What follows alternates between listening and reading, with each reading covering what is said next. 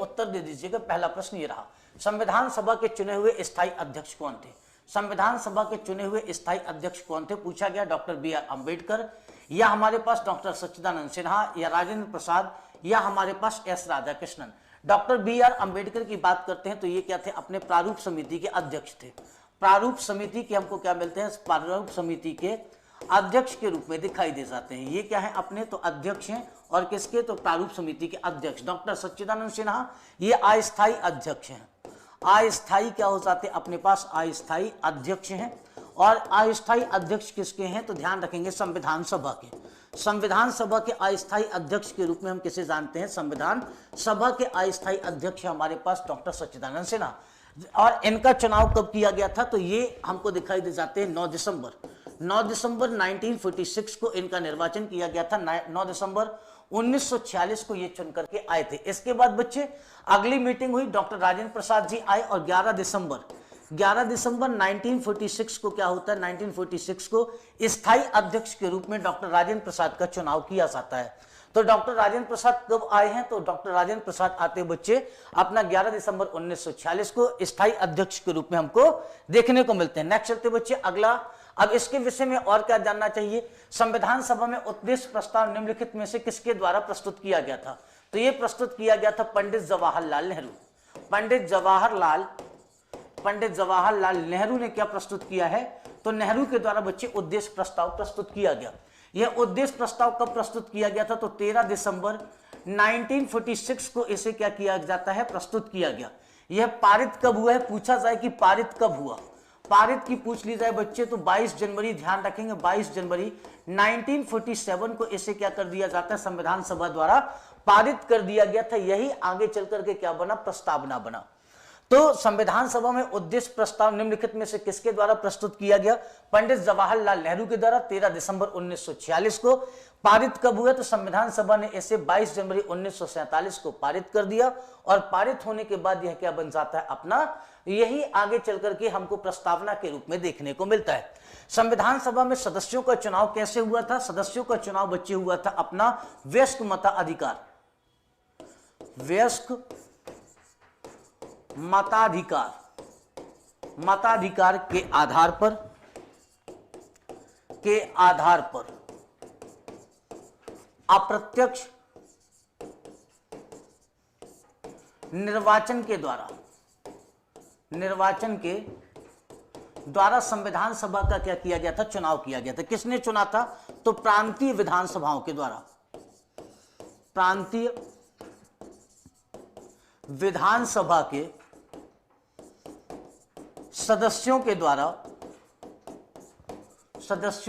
द्वारा इसका क्या किया गया था? चुनाव किया गया था। ध्यान रखना किसके द्वारा चुनाव किया गया? तो प्रांतीय विधानसभा के सदस्यों के द्वारा इसका चुनाव किया गया था। भारतीय संविधान सभा को बनाने हेतु संविधान सभा के कितने अधिवेशन हुए? अगर संविधान सभा से एक प्रश्न आ जाए तो आग लगा दो पानी पे, ऐसे प्रश्न करने चाहिए कि उससे अब आने वाले एक भी प्रश्न छूटने ना पाए। तो भारतीय संविधान सभा को बनाने हेतु भारतीय संविधान सभा के कुल कितने अधिवेशन हुए थे? तो ध्यान रखेंगे टोटल अगर हम बात करते हैं टोटल इसके अधिवेशन, तो 26 नवंबर 1949 तक इसके अधिवेशन हो चुके थे। 11 अधिवेशन हुए। एक प्लस हम क्या कर देंगे? +1 देखेंगे। यह कब हुआ है? तो यह 24 जनवरी। अगर हम एक को प्लस करते हैं तो यह 24 जनवरी 1950 को हुआ था। तो टोटल मिलाकर के अगर पूछे जाए कितने अधिवेशन थे तो कुल हो जाते अपना 12। राइट आंसर क्या हो जाएगा? संविधान सभा के कुल कितने अधिवेशन हुए थे? 12 अधिवेशन हुए थे। इसे ध्यान रखना है बच्चे। अब संविधान सभा के पहले उपाध्यक्ष कौन है? तो उपाध्यक्ष के रूप में दिखाई देते हैं एच.सी. मुखर्जी। संविधान सभा के पहले उपाध्यक्ष के रूप में एच.सी. मुखर्जी हमको दिखाई देते हैं। यही संविधान सभा के पहले क्या हो जाते हैं? अपने उपाध्यक्ष। इसे भी ध्यान रखिएगा, संविधान सभा का पहला उपाध्यक्ष कौन है? एच.सी. मुखर्जी है। प्रारूप समिति के मूलतः एकमात्र कांग्रेसी सदस्य पूछा गया है। ठीक है, तो प्रारूप समिति के मूलतः एकमात्र कांग्रेसी सदस्य प्रतिनिधित्व करने वाली संविधान सभा के सदस्य थे। तो इसकी अगर बात की जाए कि भैया प्रारूप समिति में एकमात्र कांग्रेसी सदस्य कौन था, तो बता दीजिए के.एम. मुंशी। कौन है अपने पास? के.एम. मुंशी। ठीक है, कौन मिलते हैं अपन को? के एम मुंशी मिल जाते हैं। संघ संविधान समिति के अध्यक्ष कौन थे? संघ संविधान समिति के अध्यक्ष हैं अपने पंडित जवाहरलाल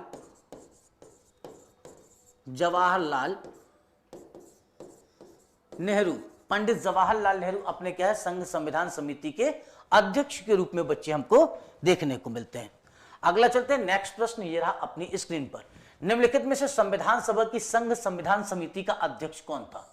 निम्नलिखित में से संघ संविधान सभा समिति का अध्यक्ष कौन था? B R Ambedkar, J B Kripalani, Jawaharlal Nehru या Alladi Krishnaswami Ayyar. B R Ambedkar को अभी हमने देखा, ये किस में थे? प्रारूप समिति के अध्यक्ष थे। ये किस समिति के अध्यक्ष हैं? प्रारूप समिति के अध्यक्ष हैं। जबकि जे बी कृपलानी किसके अध्यक्ष हैं? तो ये मूल अधिकार उप समिति के अध्यक्ष के रूप में दिखाई देते हैं। जवाहरलाल नेहरू किसके अध्यक्ष के रूप में दिखाई देते हैं? तो यह बच्चे हमको देखने को मिलते हैं संविधान की संघ समिति का जो निर्माता है, संघ संविधान समिति के अध्यक्ष के रूप में हमें कौन मिलते हैं? तो जवाहरलाल नेहरू हमको देखने को मिलते हैं। इससे संबंधित प्रश्न बच्चे ये रहा, संघ संविधान समिति के अध्यक्ष के रूप में पंडित जवाहरलाल नेहरू। पंडित जवाहरलाल नेहरू हमको किसके रूप में दिखाई देते हैं? तो पंडित जवाहरलाल नेहरू संविधान की संघ समिति के अध्यक्ष। नियम समिति के अध्यक्ष कौन थे बच्चे? जल्दी से मुझे बताओ। जो रूल कमेटी है और संचालन समिति, इसके अध्यक्ष डॉक्टर राजेंद्र प्रसाद। डॉक्टर राजेंद्र प्रसाद इसके क्या हो जाते हैं? अध्यक्ष हैं। ध्यान रखना, एक प्रश्न में हमको 25 प्रश्न करके जाना है। एक प्रश्न में 25 करना है। इस टॉपिक से दोबारा कोई ऐसा प्रश्न ना होगा जो हमसे छूट जाएगा। यहां पर पूछा गया संचालन समिति का अध्यक्ष कौन है, तो इसे भी ध्यान रखना, डॉक्टर राजेंद्र प्रसाद। डॉक्टर राजेंद्र प्रसाद इसके क्या हो जाते हैं? अपने पास अध्यक्ष है। डॉक्टर राजेंद्र प्रसाद किसके अध्यक्ष हैं? तो संचालन समिति के अध्यक्ष हमको कौन मिलते हैं? डॉक्टर राजेंद्र प्रसाद मिलते हैं। ये है हमारी काम की बातें। अगला नेक्स्ट चलते, प्रारूप समिति का अध्यक्ष कौन है?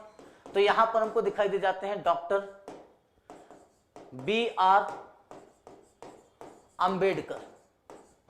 ठीक है, डॉक्टर बी आर अंबेडकर किस समिति के अध्यक्ष? तो डॉक्टर बी आर अंबेडकर प्रारूप समिति। मूल अधिकार और साथ में अल्पसंख्यक समिति हेतु कौन है इसका सलाहकार या इसके अध्यक्ष के रूप में? तो हमें दिखाई दे जाते हैं सरदार वल्लभ भाई पटेल। सरदार वल्लभ भाई पटेल इसके क्या हो जाएंगे? अध्यक्ष हो जाएंगे। अब बच्चे देखो, यहां पर वही बात आ गई, मूल अधिकार और उपसंख्यक। उपसंख्यक में कौन है? एच.सी. मुखर्जी है, एच.सी. मुखर्जी। और यहां पर कौन है? जे.बी. कृपलानी। ये किसके अध्यक्ष हो जाते हैं? तो मूल अधिकार उप समिति के अध्यक्ष के रूप में कौन दिखाई दे जाते हैं? जे.बी. कृपलानी जी हमको मिलेंगे और इनके विषय में हमको जानकारी प्राप्त होनी चाहिए। फिर चलते हैं, वापस आकर के अगले प्रश्न की तरफ बढ़ते हैं। अगला प्रश्न ये रहा अपनी स्क्रीन पर, संघ शक्ति समिति के अध्यक्ष के रूप में कौन है? संघ शक्ति समिति। तो यहां पर भी हमारे पास कौन है? पंडित जवाहरलाल नेहरू इस समिति के अध्यक्ष होते हैं। प्रांतीय संविधान समिति के अध्यक्ष के रूप में हमें कौन दिखाई देते हैं? जिन्होंने प्रांतीय संविधान समिति की अध्यक्षता की थी, इनका नाम है बच्चे सरदार वल्लभ भाई पटेल। सरदार वल्लभ भाई पटेल किसके अध्यक्ष हो जाते हैं? प्रांतीय संविधान समिति के अध्यक्ष के रूप में सरदार वल्लभ भाई पटेल हमको देखने को मिलते हैं। नेक्स्ट चलते बच्चे अगला प्रश्न, भारत के संविधान में उद्देश्य का विचार लिया गया है। एक बार सेशन को बच्चे तुम लोग थोड़ा सा शेयर जरूर कर दिया करो। सेशन को शेयर नहीं करोगे तो मजा नहीं आएगा ना। सभी जगह एक बार सेशन को शेयर कर दिया करो। बता देना, अब अपनी क्लासेस रोज सुबह 10 बजे ये क्लास चलेगी। जो प्रश्नोत्तरी होगी मध्य प्रदेश पटवारी में पूछे गए प्रीवियस ईयर प्रश्नों का ये क्या होगा? निचोड़ होगा। जीके जीएस साथ में होगा, यहां से हमको मिलेगा। चलिए, तो भारत के संविधान सभा में उद्देश्य का विचार लिया गया है इटली के संविधान से, कनाडा के संविधान से, फ्रांस के संविधान से या यूएस के संविधान से। बच्चे हमने फ्रांस का संविधान से क्या सीखा था? फ्रांस के संविधान से हमने सीखा था भाईचारा। ये कहां से है?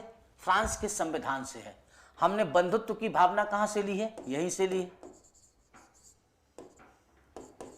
ये कहां से? अपना फ्रांस के संविधान से। यूएस के संविधान से हमने क्या लिया है बच्चे? तो यूएस के संविधान से हमने भारत के संविधान में उद्देश्य का विचार, या इसी को क्या कहते हैं, प्रस्तावना, यही से ली है। यहां से हमने क्या लिया है, प्रस्तावना। कहां से ली है? यूएसए के संविधान से ली है। अगर पूछा जाता कि प्रस्तावना की भाषा कहां से ली है, प्रस्तावना की भाषा कहां के संविधान से ली गई है, तो ये आंसर हो जाता अपना ऑस्ट्रेलिया के संविधान से प्रस्तावना की भाषा ली गई है। प्रस्तावना की भाषा बच्चे कहां से ली गई? ऑस्ट्रेलिया के संविधान से हमने प्रस्तावना की भाषा ली है।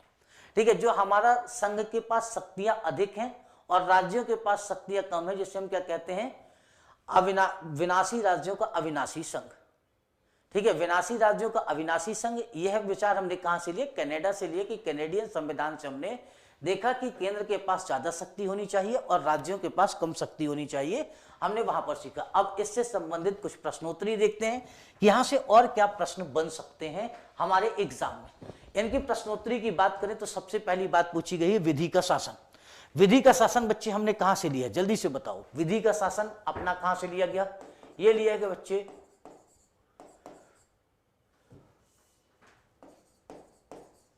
इंग्लैंड से, या हम कह सकते हैं यूके के कॉन्स्टिट्यूशन से हमने क्या लिया? विधि का शासन। विधि द्वारा स्थापित प्रक्रिया जापान से ली गई है। ये कहां से लिया हमने? जापान से। राष्ट्रपति के विचारार्थ राज्यपाल द्वारा विधेयक को अपने पास सुरक्षित रख लेना, ये कहां से लिया गया हमारे पास? कि अगर कोई ऐसा प्रस्ताव होता है, ध्यान रखेंगे ये बहुत इंपॉर्टेंट है, जो हाई कोर्ट के शक्तियों में कमी करता हो या उससे संबंधित किसी भी प्रकार का कोई विधेयक होगा और वह राज्य की विधानसभा उसे पारित करना चाहती, तो राज्यपाल अवश्य रूप से उस विधेयक को राष्ट्रपति के विचारार्थ क्या कर सकता है? रोक करके रख सकता है। आर्टिकल 200 ऐसा कहता है। लेकिन कोई एक नॉर्मल सा विधेयक भी है और जिसमें क्या किया जाता है, राज्य की विधानसभा उसे पारित करना चाहती है, तो राज्यपाल चाहे तो उसे किसके विचार के लिए, तो वह चाहे तो राष्ट्रपति के विचार के लिए अपने पास सुरक्षित करके रख सकता है। और यह जो हमने व्यवस्था ली है, यह व्यवस्था बच्चे हमने ली है कहां से? तो यह हो जाती अपनी कनाडा से। यह विचार हमने कहां से लिया? कनाडा से लिया। नेक्स्ट चलते हैं, इससे संबंधित प्रश्न। सुरक्षित रखना, ये वहीं का हो गया, पिछले वाले का हो गया, इसे समझ जाएंगे। इसके बाद बच्चे विस्तृत उभयनिष्ठ सूची। विस्तृत उभयनिष्ठ सूची, या इसे हम क्या कहते हैं, 3 सूचियां जो देखते हो, वह कहां से ली गई है? तो यह भी बच्चे अपना ऑस्ट्रेलिया से ली गई। ऑस्ट्रेलिया से क्या लिया गया है? विस्तृत उभयनिष्ठ सूची ली गई है। मूल अधिकार का विचार हमने कहां से लिया है? यूएसए से लिया है। मूल अधिकार का विचार हमने भारतीय संविधान में कहां से एडॉप्ट किया है? तो यह संविधान हमने यूएसए के संविधान से एडॉप्ट किया है। नेक्स्ट चलते हैं, शासन की संसदीय प्रणाली हमने कहां से ली है? तो यह भी हो जाता है हमारा यूनाइटेड किंगडम, यूके के संविधान से हमने इसे लिया है। आपातकालीन उपबंध हमने कहां से लिया? तो जर्मनी से लिया है। आपातकालीन उपबंध हमने कहां से लिया है? जर्मनी से। किस आर्टिकल में इसका उल्लेख है? तो आर्टिकल अगर हम बात करते हैं तो यहां पर 352 से लेकर के 360 तक किसकी बात की गई है? आपातकालीन उपबंधों के विषय में यहां पर परिचर्चा की गई है। यह किससे लिया गया? अपना जर्मनी से लिया गया है, तो पूर्व जर्मनी से लिया गया। राज्य के नीति निर्देशक तत्व, या इसी को क्या कहते हैं, डीपीएसपी, कहां से लिया हमने? तो यह बच्चे हमने लिया आयरलैंड से। आयरलैंड से हमने क्या लिया है? तो आयरलैंड से राज्य के नीति निर्देशक तत्वों को हमने आयरलैंड से लिया है, इसे ध्यान रख करके चलना है। राज्य के नीति निर्देशक तत्व हमने कहां से लिया है? आयरलैंड से। राज्य के नीति निर्देशक तत्वों को हमने अडॉप्ट किया है अपने संविधान में। नेक्स्ट चलते हैं, नागरिकता से संबंधित प्रावधान डैश डैश भाग में है। भारतीय संविधान में नागरिकता से संबंधित प्रावधान किस में है, यही यहां पर पूछा गया है। देखो, भाग 1 में क्या है? अपना संघ एवं उसका राज्य क्षेत्र, संघ एवं उसका राज्य क्षेत्र, यह कहां पर दिया गया है? यह दिया गया है पार्ट 1 में दिया गया है। भाग 3 किसके विषय में बात करता है? मूल अधिकार के विषय में। मूल अधिकार के विषय में अपना भाग 3 बात करता है। भाग 2 किसके विषय में बात करता है? तो भाग 2 बात करता है अपना नागरिकता के विषय में। कौन बात करता है? भाग 2 बात करता है। भाग 4 किसके विषय में बात करता है? तो ये बात करता है डीपीएसपी के विषय में बात करता है, directive principles of state policy के विषय में बात करते हुए आगे बढ़ता है। Directive principles of state policy की बातें कौन करता है? तो यही अपना भाग 4 में बात कही गई है। नेक्स्ट चलते बच्चे, अगली बात आकर के हम समझते हैं इसी में। मौलिक कर्तव्यों का विचार कहां पर है, या मौलिक कर्तव्य भारतीय संविधान में जो हमको दिखाई देते हैं, यह भारतीय संविधान के किस पार्ट में है, संघ सरकार किस पार्ट में है, राज्य सरकारें किस पार्ट में है। मौलिक कर्तव्यों की बात की गई है, मौलिक कर्तव्य भारतीय संविधान के किस पार्ट में है। राज्य के नीति निर्देशक तत्व तो हमने देखे, डीपीएसपी देखा, ठीक है, बताओ कहां पर है। अभी चीजें सीखी हमने, जल्दी बता देना भाई। अगर संघ सरकार पूछा जाएगा तो क्या बता देते हो, जैसे पार्ट हमारा हो जाता है 5। राज्य की सरकारें कहां पर है, राज्य सरकारों के विषय में परिचर्चा कहां पर की गई, संघ सरकार तो पार्ट 5 में है, राज्य सरकारें कहां हो जाएंगी, भाग 6 में हो जाएगी। तो यहां पर हमको क्या मिल जाता है, राज्य सरकारें मिल जाती, भाग 6 में अवस्थित है। पंचायतों के विषय में वर्णन कहां पर किया गया है, किस भाग में किया गया है, तब क्या बताएंगे, भाग 9। भाग 9 में किसके विषय में उल्लेख किया गया, तो पंचायत के विषय में उल्लेख किया गया है। नगर पालिकाओं का किस में उल्लेख किया गया है, तो भाग 9 का में किसका उल्लेख किया गया है, नगर पालिकाओं का उल्लेख किया गया है। भाग 9 का सब क्लॉज क्या है, अपना खा। तो भाग अगर पूछा जाए कि 9 के खा में किसका उल्लेख है, यह प्रश्न पटवारी के एग्जाम में हर हाल में पूछा जाएगा। इस बार सबसे इंपॉर्टेंट प्रश्न है, ध्यान रखना, सहकारी समितियां भारतीय संविधान के किस भाग में उल्लिखित है, तो सहकारी समितियां भारतीय संविधान के भाग 9 खा में उल्लिखित हैं। इसे भी ध्यान रख करके आगे चलना है। नेक्स्ट चलते हैं बच्चे, अगली बात आकर के करते हैं। चलो, अनुसूचित एवं जनजातीय क्षेत्रों के विषय में प्रबंधन। अनुसूचित एवं जनजातीय क्षेत्र जो है, जिसको वहां पर डिस्क्राइब किया गया है, यह भारतीय संविधान के किस पार्ट में है, अनुसूचित और जनजातीय क्षेत्र। तो बच्चे ध्यान रखेंगे, अनुसूचित एवं जनजातीय क्षेत्रों के विषय में पार्ट 10 में अपनी बात की गई है। भाग 10 में किसके विषय में बात की गई है, तो अनुसूचित एवं जनजातीय क्षेत्र जो शेड्यूल्ड एरियाज हैं, उनके विषय में उपबंध कहां पर है, भारतीय संविधान के भाग 10 में यहां पर बातें कही गई हैं। अच्छा बच्चे, ये पूछ लिया जाए कि संघ और राज्यों के बीच में संबंध का उल्लेख भारतीय संविधान में किस भाग में किया गया है, तो बता देना, भाग यहां पर हो जाता है 11। भाग 11 में किसके बीच में विषय में बात की गई है, तो संघ एवं राज्यों के बीच में संबंधों के विषय में भाग जो है अपने 11 में की गई है। इसके बाद बच्चे पूछा जाता है कि निर्वाचन या निर्वाचन आयोग से संबंधित जो भारतीय निर्वाचन आयोग है, उसका उल्लेख भारतीय संविधान के किस भाग में किया गया है, तो यह किया गया अपना भाग 15। भाग 15 में किसके विषय में जानकारी प्रदान की गई है, तो भाग 15 बच्चे अपना कहता है कि निर्वाचन के विषय में यहां से हमको जानकारी प्राप्त होती है। नेक्स्ट चलते हैं बच्चों, अगला, कुछ वर्गों के संबंध में विशेष उपबंध, राजभाषा, ये इंपॉर्टेंट प्रश्न है जो पूछे जाएंगे, और आपात उपबंध भारतीय संविधान के किस भाग में दिया गया। कुछ वर्गों के लिए विशेष उपबंध है हमारा भारतीय संविधान के भाग 16 में। इसके बाद राजभाषा के विषय में उल्लेख कहां पर है, भाग 17 में किया गया। भारतीय संविधान का भाग 17 है। भारतीय संविधान को कुल 22 भागों में बांटा गया है, जिसमें से 17वें भाग में राजभाषा के विषय में बात की गई है। आपातकालीन उपबंध आर्टिकल 352 से लेकर के 360, ये कहां पर आता है हमारा, तो इसे भाग हम रखते हैं 18 में। इसे किस में रखा गया, भाग 18 में इसके विषय में बात की गई है। इसे भी ध्यान रखते हुए आगे चलना है।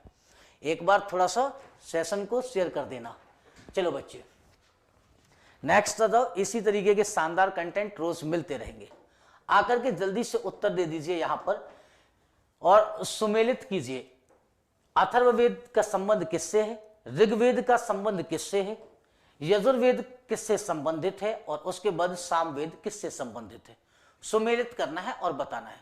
अथर्ववेद का संबंध किससे है, तो अथर्ववेद हम सभी को मालूम है, यह किससे संबंधित वेद है, औषधियों से संबंधित वेद हो जाता है।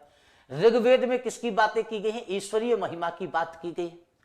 यजुर्वेद का संबंध किससे है, तो यजुर्वेद का जो संबंध है बच्चे, वो बलिदान विधि से हो जाता है। यह किसके विषय में बात करता है, बलिदान विधि के विषय में बात करता है। जबकि सामवेद किसके विषय में बात करता है, संगीत के विषय में बात करता है। तो यहां पर आकर के हम देखेंगे आंसर क्या हो जाएगा, अपना ए हो जाएगा। पहले का क्या हो जाता है, अपना तीसरा, दूसरे का पहला, और तीसरे का अपना दूसरा, और चौथे का चौथा। इस तरीके से सही ऑप्शन क्या बन जाता है, ए बन जाता है। अब बच्चे यहां से बहुत सारे प्रश्न निकल करके आते हैं हमारे सामने, बहुत सारे प्रश्न बनते भी हैं, लेकिन हमें उन प्रश्नों की सीमा को समझना होगा, उन्हें अच्छे तरीके से करना होगा। अब इससे संबंधित क्या क्या प्रश्न बन सकते हैं, जैसे वेदों से संबंधित अब कौन से प्रश्न बन सकते हैं हमारे पास, जब हम रिवीजन करते हैं या किताबों से एमसीक्यूज लगाते हैं, तो सफलता का एकमात्र मूल मंत्र मान करके चलिएगा उससे संबंधित प्रश्नों को लगाना। जैसे अब समझो इससे संबंधित जो तथ्य है हमारे पास, जैसे मान करके चलते यहां पर पूछा गया है कि ऋग्वेद से संबंधित ब्राह्मण बता दीजिए। पूछ लिया जाएगा कि हर वेद के अपने क्या होते हैं, ब्राह्मण होते हैं। जैसे हम यह जानते हैं कि उपनिषद क्या है, वेदों की अगर हम बात करते हैं तो वेदों पर लिखी गई वो टीकाएं जो इसके दार्शनिक पक्ष के विषय में बात करती है उसे क्या कहा जाता है बच्चे, उसे कहा जाता है उपनिषद। हर एक वेद पर क्या लिखा गया है, ब्राह्मण लिखे गए हैं। जैसे ऐत्रेय ब्राह्मण का नाम सुना होगा, कौशितकीय ब्राह्मण का नाम सुना होगा। तो ऋग्वेद से संबंधित ब्राह्मण कौन सा है, ऐत्रेय ब्राह्मण हो गया और कौशितकीय ब्राह्मण। इसका संबंध किससे हो जाता है, इसका संबंध है बच्चे अपना ऋग्वेद से संबंधित है। सामवेद से संबंधित कौन कौन से हमारे पास ब्राह्मण है, तो जैसे तांड्य ब्राह्मण का नाम सुना होगा, तांड्य के साथ षड्विंश का नाम सुना होगा और जैमिनीय का नाम सुना होगा। यहां पर कौन कौन से मिल जाएंगे, तांड्य ब्राह्मण, षड्विंश ब्राह्मण और इसके साथ है जैमिनीय ब्राह्मण। ये तीन ब्राह्मणों का संबंध किससे हो जाता है, तो इन तीन ब्राह्मणों का संबंध होता है बच्चे अपने सामवेद से। अथर्ववेद से संबंधित ब्राह्मण हमारे पास कौन सा है, जिसका संबंध अथर्ववेद से हो तो इसे कहा जाता है बच्चे गोपथ। गोपथ ब्राह्मण का संबंध किससे हो जाता है, गोपथ ब्राह्मण का संबंध है हमारा अथर्ववेद से। गोपथ ब्राह्मण का संबंध अथर्ववेद से। यजुर्वेद से संबंधित हमारे पास ब्राह्मण कौन सा है, तो इसे कहा जाता है शतपथ ब्राह्मण। ठीक है, शतपथ ब्राह्मण का संबंध किससे है, शतपथ ब्राह्मण का संबंध जो है अपना यहां पर हो जाता है यजुर्वेद से। इससे संबंधित हमने सारे प्रश्नों को डील कर लिया। एक यही तरीका है पढ़ने का जो सबसे बेस्ट तरीका है, मुझे लगता है इससे अच्छा तरीका नहीं हो सकता। नेक्स्ट चलते बच्चे, बुद्ध के जीवन की किस घटना को महानिष्क्रमण के रूप में जाना जाता है, उनका महापरिनिर्वाण, उनका जन्म, उनका गृह त्याग या उनका प्रबोधन। बता दो भैया, महानिष्क्रमण यह अगर हम बात करते हैं बुद्ध के गृह त्याग की घटना को किस नाम से जाना जाता है, तो उसे महानिष्क्रमण के नाम से जाना जाता है। महापरिनिर्वाण किसको कहा जाता है, महापरिनिर्वाण कहा जाता है बच्चे मृत्यु को कहा जाता है। मृत्यु क्या कहलाती है बुद्ध की, तो इसे महापरिनिर्वाण कहा गया है। इसके माध्यम से जीवन के मरण चक्र से जो है बुद्ध को मुक्ति मिल जाती है, इसे क्या कहा गया, इसी को कहा जाता है अपना महापरिनिर्वाण। बुद्ध का जन्म कब हुआ था, कोई मुझे बता सकता है, बुद्ध का, चलो बता दो मुझे जन्म, बुद्ध का जन्म बता दीजिए कि बुद्ध का जन्म कब हुआ है। 563 ईसा पूर्व बुद्ध का क्या हुआ है, अपना जन्म हुआ है। ठीक है, 563 ईसा पूर्व क्या होता है, अपना बुद्ध का जन्म हुआ है। और बुद्ध ने ग्रह कब त्यागा था, अगर पूछा जाए ग्रह उन्होंने त्यागा कब, तो 29 वर्ष की आयु में। 29 वर्ष की आयु में इन्होंने क्या किया था, अपना घर त्याग दिया था। इनके बच्चे कभी पूछा जा सकता है पिता, पूछा जा सकता है माता। भैया माता और पिता ये क्या थे, शाक्य गण के प्रमुख थे, शाक्य गण के प्रमुख थे। ये पूछा जाता है कि शाक्य गण के प्रमुख इनके पिता क्या थे, शाक्य गण के प्रमुख थे। इनका दूसरा नाम क्या है, मूल नाम पूछ लिया जाए, मूल नाम क्या है बुद्ध का, तो बता देना भैया इनका मूल नाम है सिद्धार्थ। जब इनको ज्ञान की प्राप्ति हो गई वैशाख पूर्णिमा के दिन, तो ये क्या कहलाए अपना, तब इन्हें बुद्ध कहा गया ज्ञान प्राप्ति के बाद। माता का नाम क्या है, माया नाम है। और माता इनकी किस वंश से आती हैं, ये बता दीजिए, कोलीय वंश से आती हैं। या कोलय वंश भी कई जगह मिल जाता है, कई जगह कोलीय वंश मिल जाता है, तो कोलीय वंश से आती है। इनका वंश कौन सा हो जाता है, माता का कोलीय वंश के रूप में हम जानते हैं। इनकी माता का संबंध किस वंश से है, तो कोलीय वंश से संबंधित है। गुड मॉर्निंग भाई सारे लोगों को, कृष्णकांत पांडे जी, सिद्धार्थ,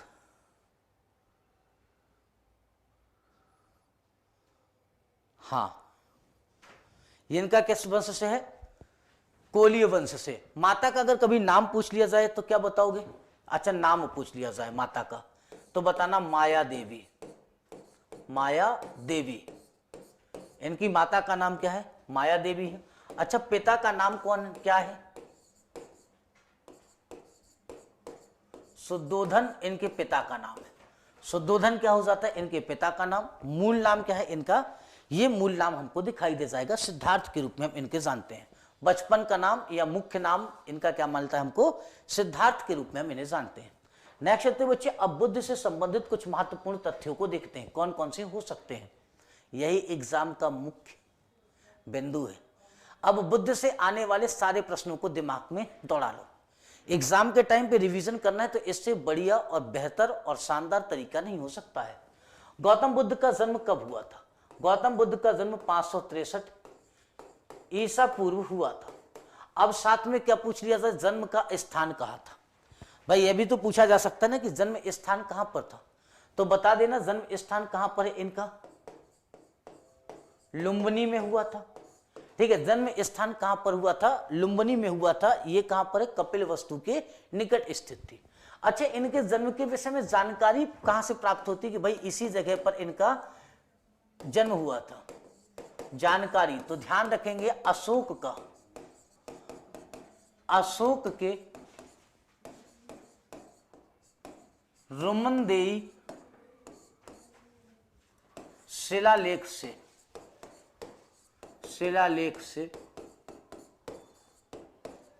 बुद्ध का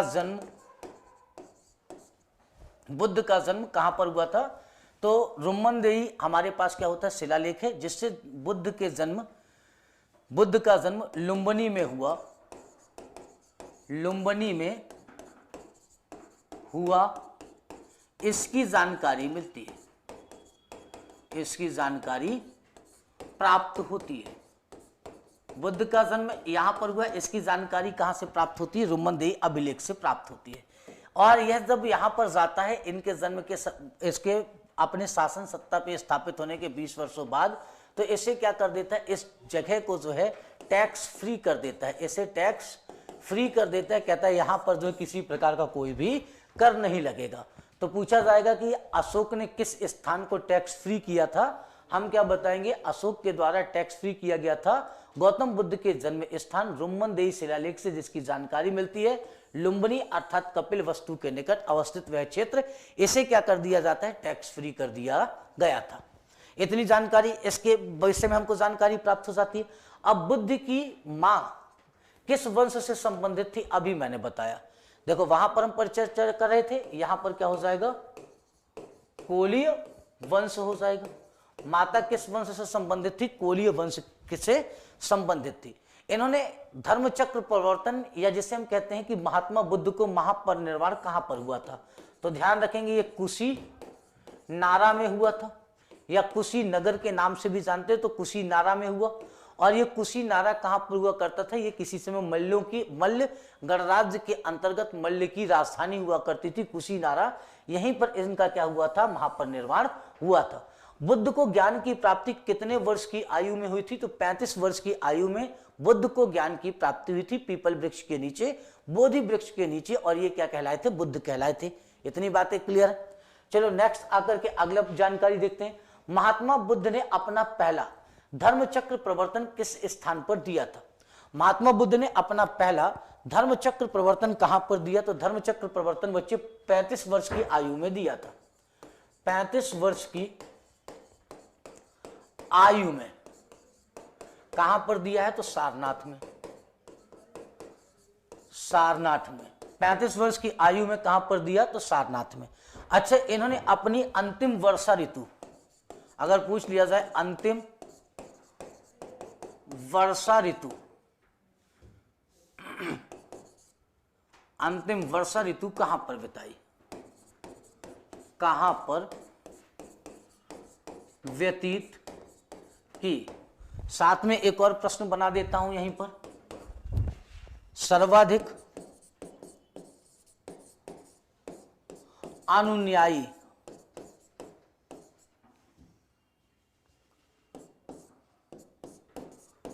कहां थे, या सर्वाधिक शिष्य, अनुयायी को क्या कहा जाता है, बुद्ध के सर्वाधिक शिष्य कहां थे? ये भी प्रश्न बनते हैं बुद्ध से संबंधित। ध्यान रखो, कंटेंट के मामले में कोई समझौता नहीं किया जाएगा, तो बताइए जल्दी से। ठीक है, सर्वाधिक उपदेश कहां पर दिया है? देखो यहां पर पूछा गया है, तो ये कहां पर दिया गया, अपना कौशल राज्य में दिया गया। सबसे ज्यादा इन्होंने कहां पर दिया? कोसल राज्य में दिया। यहीं पर इनके क्या थे? सर्वाधिक अनुयायी भी कहां पर हुए? तो ये भी बच्चे अपना कोसल राज्य में हुए। सबसे ज्यादा अनुयायी कहां पर हुए? कौशल राज्य में ही इनके सर्वाधिक अनुयायी भी हुए। तो सबसे ज्यादा अनुयायी कहां पर हुए? कौशल राज्य में हुए। अंतिम वर्षा ऋतु कहां पर बिताई थी? वैशाली में बिताई थी। अंतिम वर्षा ऋतु कहां पर बिताई गई थी इनके द्वारा? तो वैशाली में अंतिम वर्षा ऋतु भी बताई गई थी। ठीक है, अंतिम वर्षा ऋतु इन्होंने कहां पर बिताई थी? अपनी वैशाली में बिताई थी। इसे बच्चे ध्यान रखना और पढ़ के रहना। चलो नेक्स्ट आ जाओ, अगला बताओ। नेक्स्ट प्रश्न ये रहा आपकी स्क्रीन पर, आकर के उत्तर दीजिएगा। प्रथम बौद्ध परिषद का संचालन निम्नलिखित में से किस एक ने किया था? प्रथम बौद्ध परिषद का संचालन किसके द्वारा किया गया? आनंद उसमें उपस्थित थे और उपाली भी उस पर क्या थे? उपस्थित थे, जिन्हें बुद्ध का जो है सबसे प्रिय क्या माना जाता है? शिष्य माना जाता है।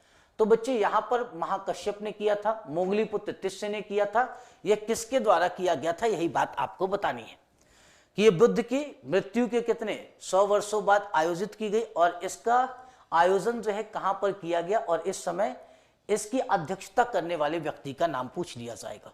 तो भाई यहां पर अध्यक्षता कौन कर रहा था? अध्यक्षता कर रहे थे बच्चे महाकश्यप कर रहे थे। कौन कर रहा था अध्यक्षता? महाकश्यप कर रहे थे। आनंद और उपाली यहां पर उपस्थित थे। और जो बुद्ध की शिक्षा है, बुद्ध की शिक्षा का इसी दौरान 2 विनय में क्या किया गया था? संग्रहण किया गया था। बुद्ध की शिक्षा का संग्रहण 2 विनय में किया गया। विनय में किया गया था। अब कौन कौन सा विनय था? तो देखो, एक हो जाता है हमारे पास विनय में या 2 पिटक में किया गया। एक सेकंड, इसे क्या कर लेते हैं अपन? पिटक कर लेते हैं, ये ज्यादा बढ़िया रहेगा अपने पास। पिटक कर लेना। एक सेकंड,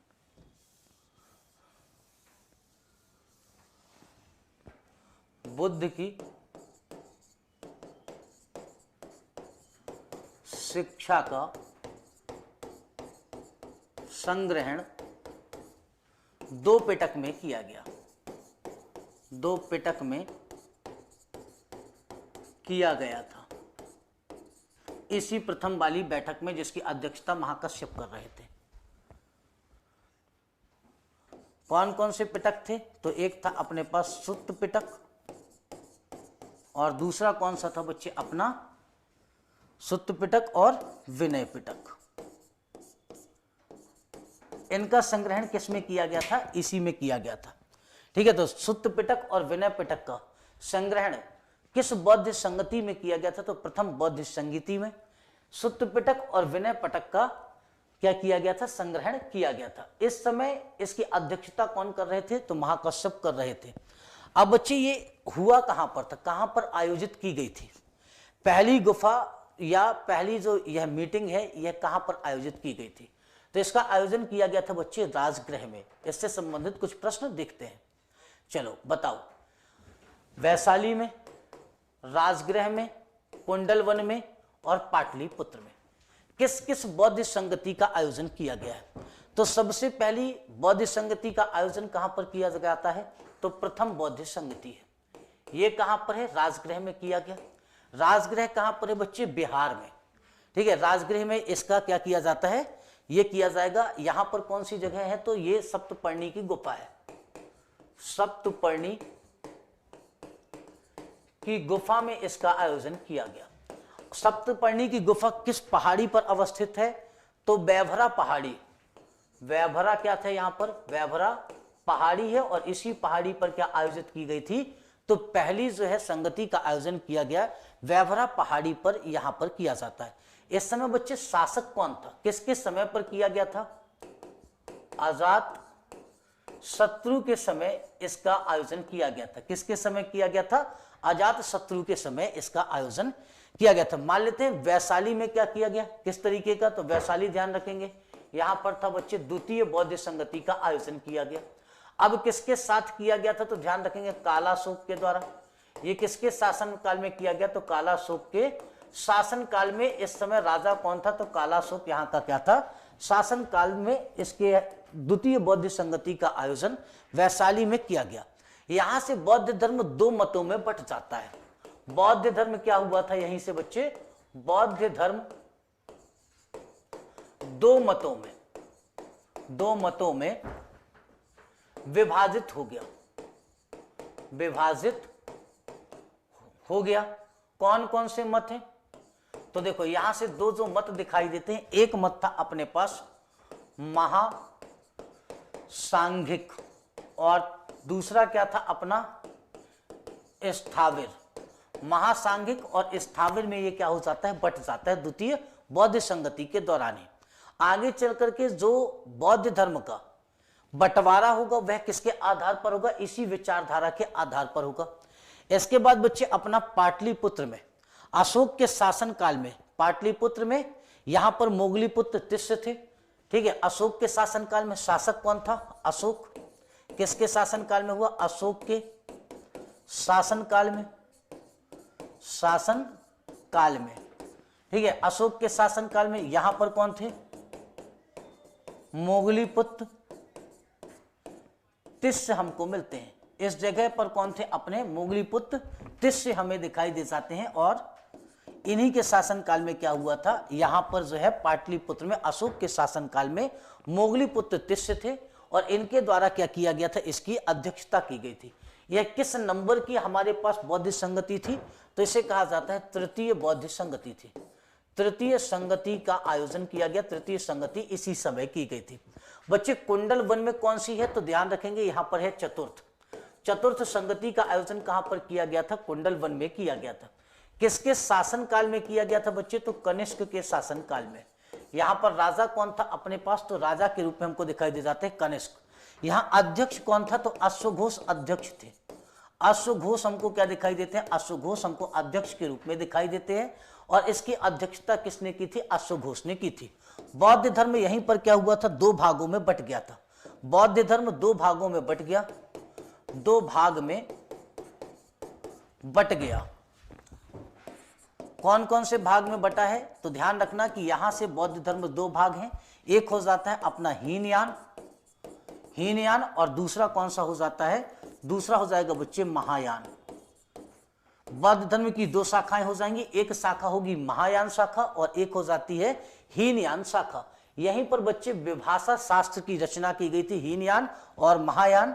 और तीसरा कार्य इंपॉर्टेंट क्या काम हुआ था, सबसे आईएमपी बात ध्यान रखना कि यहीं पर हमें क्या मिल जाएगा, आईएमपी क्या हुआ, यहां पर सबसे आईएमपी था बच्चे विभाषा शास्त्र की रचना। विभाषा शास्त्र की यहीं पर की गई थी रचना। तो विभाषा शास्त्र की रचना भी कहां पर की गई, इसी चतुर्थ बौद्ध संगति के दौरान की गई थी। ये पूरी की पूरी जानकारी हमारे पास होना अनिवार्य है और यहीं से क्या कर सकते हैं, हम प्रश्नों को क्रैक कर सकते हैं, चाहे जैसे भी प्रश्न बना दे एग्जामिनर, इससे बाहर नहीं बनाएगा। बौद्ध संगति से बनने वाले सारे के सारे प्रश्न आपके पास हैं। अब बताओ इनमें से कौन सा प्रश्न है जो आप लोगों की पकड़ से बाहर हो जाएगा। कोई प्रश्न लग रहा है, मुझे तो नहीं लगता भाई। बताइए, क्लास को शेयर नहीं करते तुम लोग लगता है।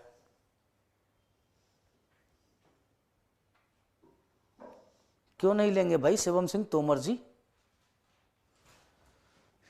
अरे आप लोग तो इतना परेशान हो जाते हो, मैंने कहा है ऐसा कभी, वो कुछ भी सोचते रहते हो। कुछ भी नहीं सोचना है भैया, अपने मन से जो है कहानियां मत गढ़िए, ठीक है। पढ़ाई पर ध्यान दीजिए, सेशन को शेयर करिए। ऐसा थोड़ी है कि मन से ही कहानियां गढ़ दो तुम लोग। कंटेंट पसंद आए तो शेयर करो और साथ में लोगों को बताओ, शानदार तरीके से आगे बढ़ो।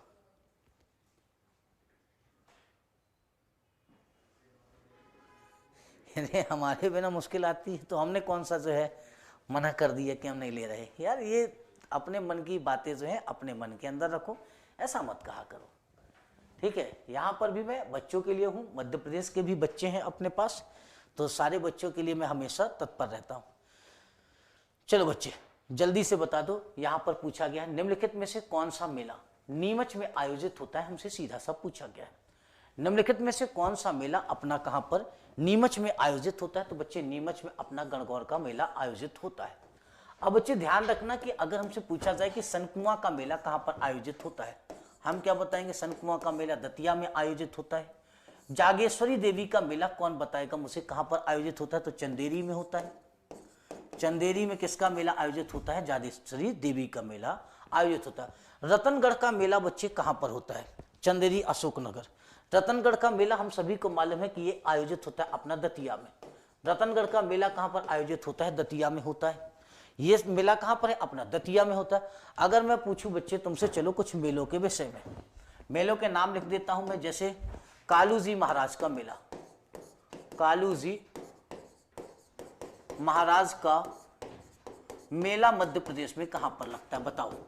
कालूजी महाराज का मेला अपना मध्य प्रदेश में कहां पर लगता है? बताओ। और साथ में बताना कि नवग्रह का मेला, कालूजी का महाराज, या कालूजी बस लिख देता हूं, कालूजी का मेला, साथ में क्या लिख देता हूं? अपना नवग्रह का मेला, नवग्रह मेला। ये दोनों मेले बच्चे अपने कहां पर लगते हैं? बताओ मुझे जल्दी से आकर के। कालूजी महाराज और नवग्रह का मेला अपना लगता है खरगोन में। ये कहां लगेगा? खरगोन में लगता है। इसके बाद सिंगाजी का मेला कहां लगेगा? सिंगाजी का मेला कहां पर आयोजित होता है? सिंगाजी के मेले के साथ साथ दादा धुनी वाले, दादा धुनी वाले, यह मेला कहां पर लगता है? तो दादा धुनी वाले और साथ में से सिंगाजी का मेला, यह मेला हमको कहां पर दिखाई दे जाता है? तो ये हो जाता है बच्चे खंडवा में आयोजित होता है। खंडवा में आयोजित होता है। रामलीला का मेला, रामलीला, तो रामलीला लगता है बच्चे अपना भांडेर। भांडेर कहां पर? तो दतिया। भांडेर दतिया पर क्या लगता है? अपना रामलीला का मेला लगता है। रामजी बाबा का मेला कहां पर लगता है? एक और मेला पूछ लेता हूं, रामजी बाबा। रामजी बाबा का मेला कहां पर लगता है? रामजी बाबा का मेला बच्चे अपना लगता है होशंगाबाद में, नर्मदापुरम में। नर्मदापुरम, ध्यान रखना कि नर्मदापुरम में किसका लगता है? तो ये राम जी का मेला लगता है अपने पास। ठीक है, कहां पर लग जाता है बच्चे? नर्मदापुरम में अपने पास यह मेला लगता है। इसे भी ध्यान रखना। 1 2 3 4 5, ये अपने पास 6 हो गया। इसके बाद बच्चे रामलीला उत्सव कहां मनाया जाता है? बताओ। रामलीला उत्सव कहां पर मनाया जाता है? तो इसे ध्यान रखना, भोपाल में मनाया जाता है। रामलीला उत्सव कहां पर मनाया जाता है बच्चे? अपना रामलीला उत्सव अपना भोपाल में मनाया जाता है और भोपाल में ही देखने को मिल जाता है। चलो बच्चे और बताओ, जलविहारी का मेला कहां पर लगता है मध्य प्रदेश में? जलविहारी का मेला, जलविहारी का मेला कहां पर लगता है? तो हम बता देंगे छतरपुर में लगता है। कहां पर लगता है? छतरपुर में लगता है। ऐसे ही चलता है ना कि जलविहारी का मेला कहां पर लगेगा? अपना छतरपुर में लग गया। ठीक है, जलविहारी का मेला अपना कहां लग गया? छतरपुर में।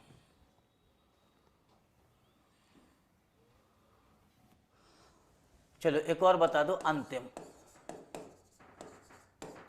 बलदाऊ का मेला मध्य प्रदेश में कहां पर लगता है? बलदाऊ का मेला लगता है बच्चे अपना पन्ना में। इससे ज्यादा मेले चाहिए? यही सारे क्वेश्चन आते हैं घूम फिर करके हर एग्जाम में, इससे बाहर कुछ नहीं आता। अगर सोचो ना कि कुछ अलग से आ जाता है, नहीं, सब कुछ कहां से आता है? यहीं से आता है। जैसे शहाबुद्दीन औलिया का उर्स कहां पर लगता है? नीमच में लगता है। धमौनी का उर्स कहां पर लगता है? सागर में लगता है। बरमान का मेला कहां पर लगता है? नरसिंहपुर में लगता है।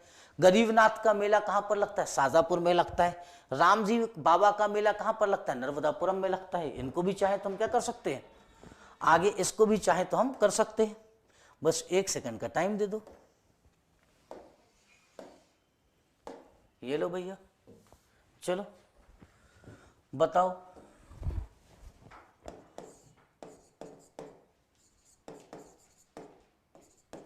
शहाबुद्दीन औलिया का उर्स कहां पर लगता है? ठीक है, सबसे पहला अपने पास क्या बन गया? शहाबुद्दीन औलिया। एक बार कम से कम शेयर तो कर दो, संख्या बढ़ाओ, तब तो मजा आता है, नहीं तो कैसे मजा आएगा? ऐसे नहीं आएगा बच्चे। ठीक है, शहाबुद्दीन औलिया का उर्स हो गया। धमोनी का उर्स, धमोनी का उर्स कहां पर लगता है ये बता दो, ये बता दो। ये हो गया बच्चे अपने पास नीमच है। ये कहां पर है अपना धमोनी का उर्स, सागर है। इसके बाद पूछ लिया जाए बच्चे बरमान का मेला, बरमान का मेला पूछा जाए, ये कहां पर लगता है तो नरसिंहपुर, नरसिंहपुर में क्या लग जाएगा अपना बरमान का मेला लग जाएगा। इसके बाद बच्चे गरीबनाथ का मेला, गरीबनाथ का मेला कहां पर लगता है, गरीबनाथ का मेला साथियों अपना लग जाता है शाहजहांपुर में, शाहजहांपुर में क्या लगता है गरीबनाथ का मेला लग जाता है। ठीक है, कान्हा बाबा का मेला कहां पर लगता है, कान्हा बाबा का मेला, कान्हा बाबा का मेला, तो ये मेला लगता है अपना कहां पर सोडलपुर में, सोडलपुर में क्या लग जाता है अपना कान्हा बाबा का मेला लग जाता है हरदा में। यही प्रश्न पूछे जाते हैं ना, अलग से तो नहीं आता कुछ। सेशन को शेयर करोगे, कंटेंट के मामले में मैं क्या करूंगा कमी नहीं करता हूं, ये सारे लोग जानते हैं। कंटेंट उतना मिलेगा जितना आप लोग सोचते भी नहीं हो। चलो बता दो नागा जी का मेला कहाँ लगता है, तेजा जी का मेला कहाँ लगता है बताओ, लोग पूछ लेता हूं। और तेजा जी का मेला गुना में लगता है, गुना में बैठे पढ़ रहे हो तुम। उसके बाद और पूछ लूं, नागा जी का मेला, नागा जी ये कहां पर है अपने पास मुरैना है, नागा जी कहाँ हो जाएंगे अपने मुरैना में हो जाएंगे। और कुछ तो नहीं चाहिए, इतने में काम बन जाएगा। या कोई और है ऐसा मेला, रावतपुरा का भी, चलो ठीक है। रावतपुरा का मेला कहाँ लगता है बच्चे, भिंड में लगता है। लो रावतपुरा का मेला क्या हो गया, भिंड में लगता है। भगोरिया हाट कहाँ लगता है, मालवा के क्षेत्र में लगता है। अच्छा गुजरात से हैं, कोई बात नहीं। पोरसा का मेला कहाँ पर लगता है, पोरसा मुरैना, वही है बच्चे नागा जी जो देख रहे हो। नेक्स्ट चलें, चलो भाई आ जाओ अगले प्रश्न पर। आज का अंतिम प्रश्न डिस्कस कर लेते हैं। बता दो निम्नलिखित में से कौन सा जलप्रपात नर्मदा नदी पर नहीं स्थित है, निम्नलिखित में से कौन सा ऐसा जलप्रपात है जो नर्मदा नदी पर स्थित नहीं है। बताना है जल्दी से आकर के कि नर्मदा नदी पर स्थित जलप्रपात नहीं है। तब तक मैं कुछ जलप्रपातों के नाम लिख देता हूं। जैसे हो जाता है अपने पास रहेन जलप्रपात, पांडव जलप्रपात, गाथा जलप्रपात। इसके बाद क्या हो जाएगा अपने पास गाथा, रहेन, पांडव, गाथा। इसके बाद बच्चे पाताल पानी, पाताल पानी कहाँ पर है, पाताल पानी के बाद बहुटी, बहुटी के बाद केवटी, केवटी के बाद अपने पास होगा चचाई। हमको किसकी बात करनी है, चचाई। चचाई के बाद जो है एक और देख लो, चलो पुरवा, पुरवा के बाद भालकुंड, भालकुंड के बाद मध्य प्रदेश में कोई और इंपॉर्टेंट, चूलिया। ठीक है, अपने पास क्या हो जाएगा, चूलिया वाटरफॉल हो जाएगा। चूलिया के साथ साथ रजत भी ले लूं क्या। चलो अब इनमें से बताओ, अलग अलग मेलों के विषय में जानकारी देनी है। एक बार में सारे मेले कर दो, मेले बचे ही नहीं, ऐसा कर डालो कुछ। ये कहां पर है तो देखो बच्चे ये केन नदी पर है। ठीक है, बस केन की सहायक नदी है तो ये केन नदी पर है अपना। कहां पर आता है तो ये आएगा बच्चे अपना पन्ना, प्लस अगर हम चाहें तो कह सकते हैं छतरपुर। पन्ना और छतरपुर के क्षेत्र में आ जाता है। पांडव और गाथा जलप्रपात कहां पर आते हैं, पन्ना में। पन्ना ये भी कहां पर है अपना पन्ना, बरसाती नदी पर अवस्थित है। इसके बाद बच्चे अगर हमसे पूछा जाए कि हमारे पास जो है ये हो गया, ठीक है, ये किस नदी पर है? पाताल पानी बच्चे चोरल नदी पर है। कहाँ पर है? अपना इंदौर में है। चोरल नदी पर कहाँ पर है? इंदौर में स्थित है, इसे भी ध्यान रखना। बहुटी जलप्रपात कहाँ पर है? तो देखो बच्चे बहुटी है अपना सेलर नदी पर। सेलर नदी कहाँ पर है बच्चे? अपना रीवा में है। इसकी हाइट कितनी है? तो ध्यान रखेंगे 198 मीटर है। 198 मीटर मध्य प्रदेश का सबसे ऊंचा है। केवटी जलप्रपात बच्चे अपना कहाँ पर है? तो महान नदी पर है। महान नदी पर है। महान नदी पर अवस्थित है। ये कितना है अपना? तो 98 मीटर है। 98 मीटर ऊंचा है। चचाई जलप्रपात बच्चे किस नदी पर है? तो ये हमारा बीहड़ नदी पर। ये किस नदी पर है? बीहड़ नदी पर स्थित है। इसकी हाइट कितनी है? तो इसकी हाइट है बच्चे 130 मीटर। 130 मीटर क्या हो जाती है? इसकी हाइट हो जाती है। पूर्वा वाटरफॉल कहाँ पर है? ये भी बच्चे अपना रीवा में है। ये किस पर है? 70 मीटर ऊंचा है। 70 मीटर यह है किस पर? अपना टोंस नदी पर है।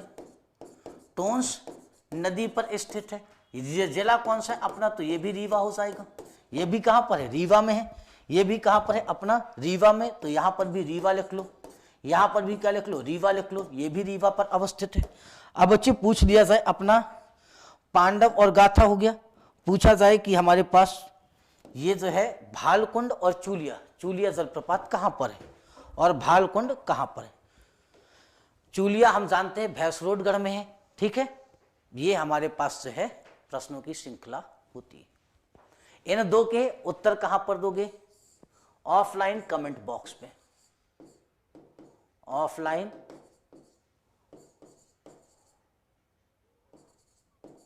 कमेंट बॉक्स में आकर के इसका क्या देना है बच्चे? आप सभी को जवाब देना है। भालकुंड कहां पर है? अपना सागर में। ऐसे नहीं देना है, ऑफलाइन कमेंट पे आकर के देना है। ऐसे तो आप सभी दे ही दोगे।